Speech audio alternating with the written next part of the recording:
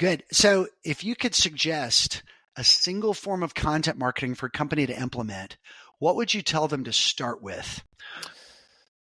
So I think video, going back to video again, I think literally taking videos of virtually everything that you do. Always have it in your pocket, always have your phone ready. If you want to invest in some higher end equipment at some point, you can do that.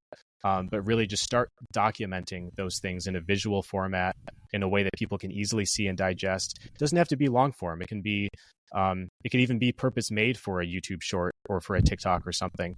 It could be a 20-second, pass through the office of like, here we are and here, we're doing our thing, whatever it is, just document everything. That's great. Yeah. And Company Cam, I think, is one of the platforms for getting essentially job site before and after pics. Are there any other tools that come to mind? I mean, iPhones are a really good way to kind of capture stuff. I think one of our mantras has been turn it sideways, get landscape modes so we have options for YouTube. Yeah. But yeah, what other kind of tools, ideas, little as you're going types of things do you think about for video and for content marketing? I think what you just said about when you're using your phone, because that's primarily, at least at first, what you're going to be using to capture video. Think about the format that you're going to be publishing it on.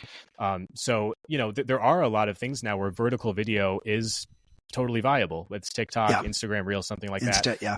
Yeah, but in the broader picture, you're totally right. Turn it sideways, and that way you can use it for a broad. You can still clip things to make them fit into the vertical material, but always make sure that whatever you're doing is kind of for the broader purpose of where is this going to end up, whose eyes are going to be on it. Yeah, and kind of an add-on question for this. A lot of folks seem to want to work out with us what a good social media strategy should be. What types of video are best for social media content where you're just trying to put out the flavor of the brand? What's like a good kind of laundry list of formats and types of video or types of content? Well, what I will say related to the question is, things like YouTube Shorts and Instagram Reels and TikTok are really taking off because they're really good for the algorithm, right? So if you can just pay attention to what's going on in that space right now, those really short form kind of snippet videos, and find a way to sort of cover all your bases on all of those platforms if they're kind of relevant to your industry and the audience you're trying to reach. I think focusing on those short form, kind of like quick explainer videos, I'm thinking like, here are 5 really quick ways to educate someone on something, so it's digestible and it pops up in people's feed as they're scrolling through. I think really focusing on those short form things right now is huge. That's great. So yeah, keyword digestible. Yeah, exactly. Yeah, I think that's a big shift. I think TikTok's kind of changed how we think about a lot of video and has had a big influence. Vine was such a silly kind of idea, Yeah. but it sort of staked out, the end of the spectrum. It's like, no, 7 seconds. If you can't tell a story in 7 seconds, you're on the wrong website. It's like, Yep. That's so crazy, but it's so fun and silly and weird and just odd. Yeah, it speaks to our dwindling attention spans a little bit, but it is what it is. Yeah, I think so. Yeah, and I have teenagers, so I understand that. But and one of whom was like an influencer for a while. He deleted it all, but it's interesting. But it's kind of opened up my eyes to the B2B value of this stuff, of this B2C world of content, or just C2C, or whatever, teenager to teenager, marketing. I'm